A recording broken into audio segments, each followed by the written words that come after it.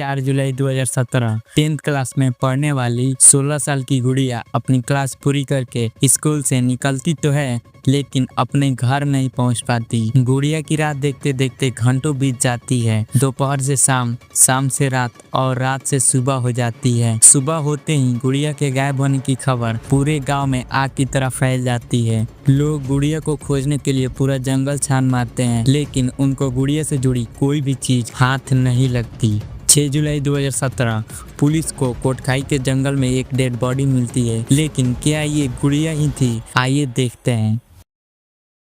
Police dead body को देखते ही उस लड़की की पहचान कर लेती है बिकॉज शी वाज गुड़िया। अब पुलिस इस डेड बॉडी को पोस्टमार्टम के लिए भेज देती है और अपनी इन्वेस्टिगेशन चालू कर देती है, लेकिन पुलिस के लापरवाही के कारण ये केस सेंसेशनल होने लगता है। हिमाचल प्रदेश के हर कोने में प्रोटेस्ट होने लगती है। पूरे स्टेट में लॉ एंड ऑर्डर की धज्जियां उड़ाई जाती है। 8 जुलाई 2017 को पोस्टमार्टम की रिपोर्ट आती है जिससे ये क्लियर हो जाता है कि लड़की के मर्डर से पहले उसके साथ किया गया है। अब स्टेट गवर्नमेंट इस केस को सॉल्व करने के लिए एक एसआईटी टीम बनाती है जिसमें एज ए लीड आईजी जहूर जैदी को अपॉइंट करती है। इस टीम में एसपी डीएसपी जैसे हाई रैंक के ऑफिसर्स थे।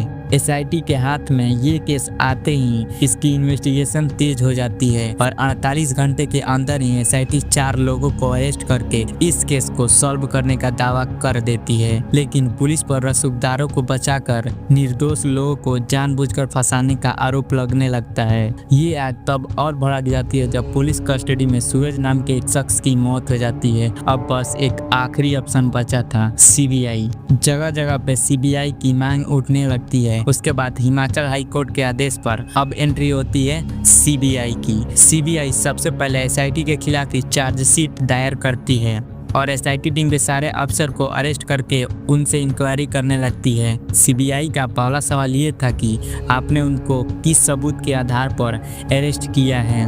इस पर पुलिस वालों का ये कहना था कि उन चारों में से किसी एक ने उस लड़की को लिफ्ट दी, फिर लिफ्ट के बहाने उसे जंगल में ले गए और उसके बाद ये सब किया। सीबीआई ने दूसरा सवाल ये पूछा कि आपके कस्टडी में एक आरोपी की मौत हो जाती है, ऐसा क्यों? लोगों का कहना है कि काफी टॉर्चर किया गया था उन्हें, क्या ये सही है?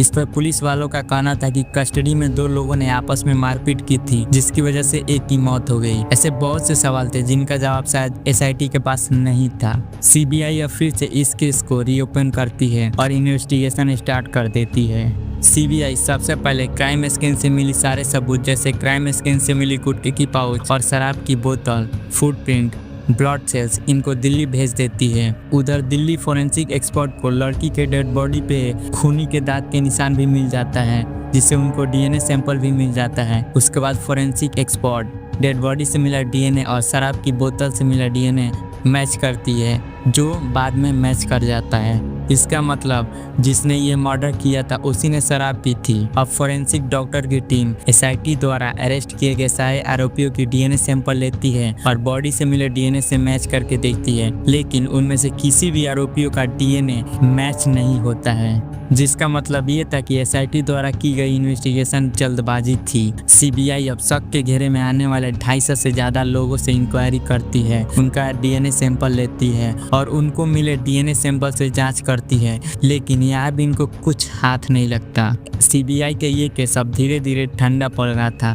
तभी अचानक सीबीआई की एक टीम फिर से उसी जंगल में जाती है। वहाँ पे एक पेड़ काटने वाला मिलता है। पहले तो वो मुंह नहीं खोलता, लेकिन कुछ वक्त बाद उसने अनिल उर्फ नीलू पे शक जताया। ऐसा इस वजह से क्योंकि वह कई लड़कियों से बदतमीजी के आरोप में जेल जा चुका है। सीबीआई ने जब अनिल की खोजबीन शुरू की तो पता चला कि वो घटना के दिन से ही गायब है। इधर फोरेंसिक टीम अनिल उर्फ नीलू के भाई के डीएनए सैंपल लेती है और उससे मैच करती है, लेकिन इस बार डीएनए सैंपल मैच हो जाता है। अब सीबीआई ने इस केस को सॉल्व तो कर दिया था, लेकिन अभी भी अनिल सीबीआई की गिरफ्त से बाहर था। अनिल इतना शातिर था कि वो पकड़ा ना जाए, इसीलिए कोई मोबाइल पास नहीं रखता था।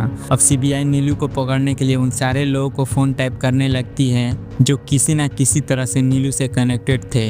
इस बीच नीलू ने हाटकोटी से पुलिस बूथ के द्वारा एक शख्स को कॉल करता है अपने चालान काम के लिए। अब जैसे सीबीआई को इसकी भनक लगती है तो वो तुरंत उसे वहीं से दबोच लेती है। सीबीआई के इंक्वायरी में उसने कबूल कर लिया था कि उसी ने और मर्डर किया था। अब उसके खिलाफ केस चलता है और 18 जून 2021 को कोर्ट नीलू उर्फ अनिल को उम्र कैद की सजा सुनाती है।